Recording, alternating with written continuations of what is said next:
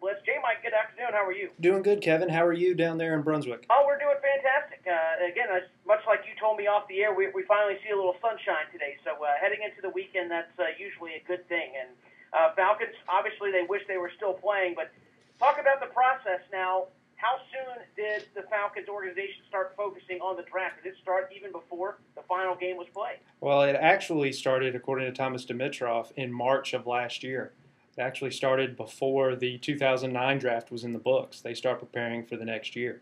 So the Falcons are certainly ahead of the game, as every team in the NFL is, in this business of making sure you know everything possible about every player available. But you're right, it does start in earnest this week at the Senior Bowl. There was an All-Star game, I believe, last weekend that some of the Falcons scouts were at. But you go into the Senior Bowl, followed by the Scouting Combine at the end of next month. And then you go into that gray area of bringing guys in for interviews. Guys will have pro days, individual workouts, and the draft board is set. Make no mistake, grades are already out there on players, but this is where the team makes their final tweaks. Going to be interesting. How much do they learn in the next couple of weeks about players? I think in years past with the Senior Bowl and things like that, maybe it means a little more. But I know with today's technology, in virtually seconds, you can have video of every game of every player you care to look at well before you get to this point. That's a good point. You're right. In terms of the on-field production,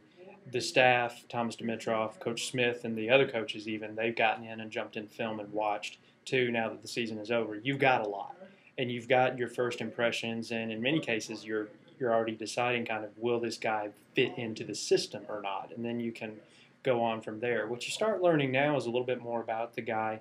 You get more media interviews in place that you can watch. You get different interviews yourself that you can hold. The Combine, you can do player interviews, although they're limited. There's rules on how long you can talk to players for each team. And then the Senior Bowl is really where you can do more interviews, but the catch-22 to that is everybody's trying to do more interviews, so you really don't have a whole lot of time. So if you go to the Senior Bowl, if you go to get into a practice and watch, you'll see a lot of scouts watching and then going on the field and doing interviews just like they're reporters, talking to players, trying to learn a little bit more about if they played this technique or what their college life was like. When the scouts get ready to go to these Senior Bowl, things like that, do they go with specific players in mind, or are you going just to look at everybody? There's certainly a list. I know for me, from a media standpoint, I go down and I try to look at everybody. I'm not going to the Senior Bowl this year, but when I've covered it in the past, you identify some team needs, and those are your main focal points, but you also take a look at the whole thing because you see how guys play with each other, how a wide receiver works with a quarterback. So you've got to kind of look at both, for example. Now, the team, of course, they have their list of needs, what they identify as needs, all the stuff that we will not know until after the draft when it becomes pretty obvious as to what the team was going after. But they'll have their list, but at the same time, scouts from every NFL team really make it a point to know, as I said, everything about everybody, because fast forward 2 years, 3 years down the road, you might be in a need for a position, and you can go back to those notes from that guy that may be a free agent or maybe on the street after being cut from another team, and you can make a play. I'm with J. Michael Moore of AtlantaFalcons.com. J. Mike, you've been with the Falcons, obviously, and Denver Broncos in the past. I'm interested to know, we see the Mel Kipers and guys like that with their mock drafts. Do teams run mock draft variations to see how it could possibly play out, or is it all about just getting your board together and the guy X is gone and you move on to Y? A little bit of both. Thomas Dimitroff says that his team will do some mock drafts, mostly very close to the actual day. So, week of, 2 weeks out, you might see some mock drafts start to take shape in the draft room, or you won't. It'll be locked away, but they will do a few. But really it is relying on your board. That's been my experience and a lot of the personnel people I've talked to over the years. You put so much time. As I said, the Falcons started preparing in March of 2009 for the April 2010 draft. You put so much time and research and effort into these players. In a lot of cases, as they say, the hay's in the barn. You know what you've got your grade, trust your grade.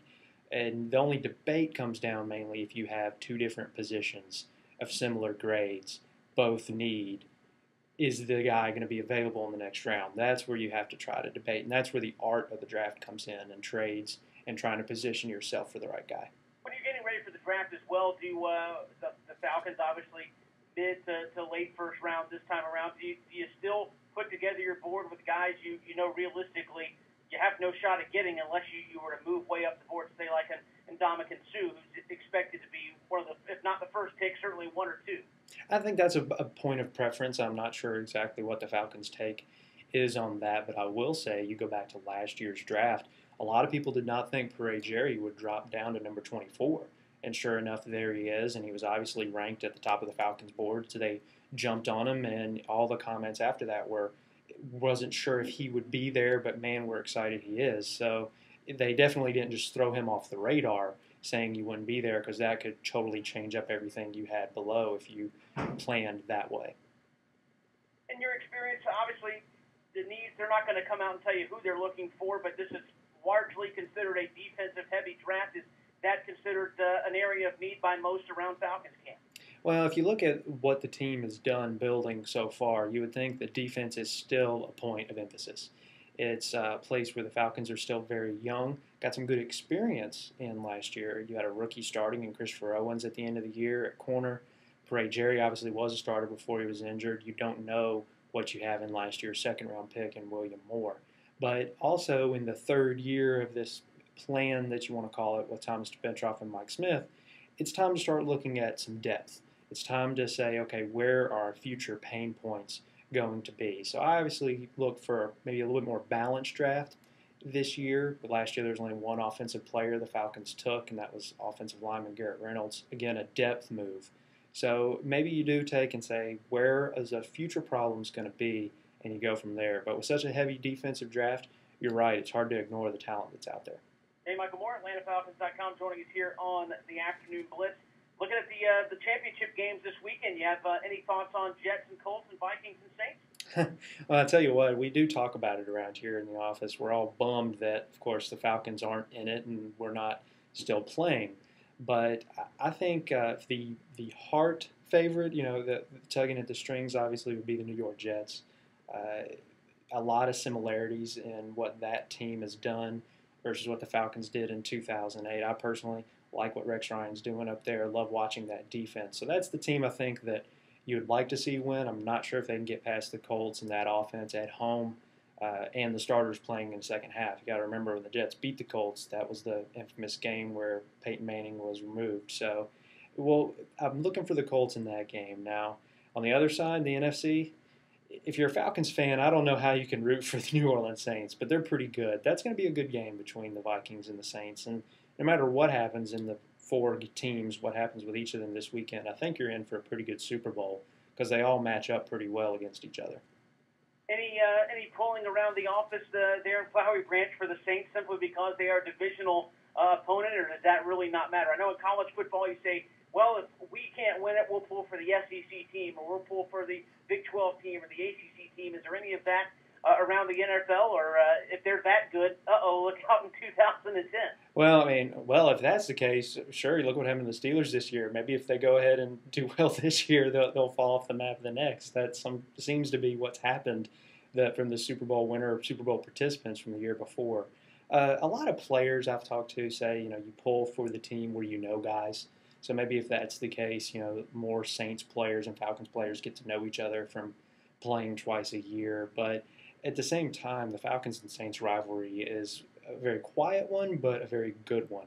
There's no love lost when these two teams play. So I think you do it's a double-edged sword in that regard. Now, Brett Favre on the Minnesota side, he's played for so long, everybody knows him, it seems like. So I think a lot of people would pull for him that he can come back and make it to the playoffs because that's obviously a goal of his coming back.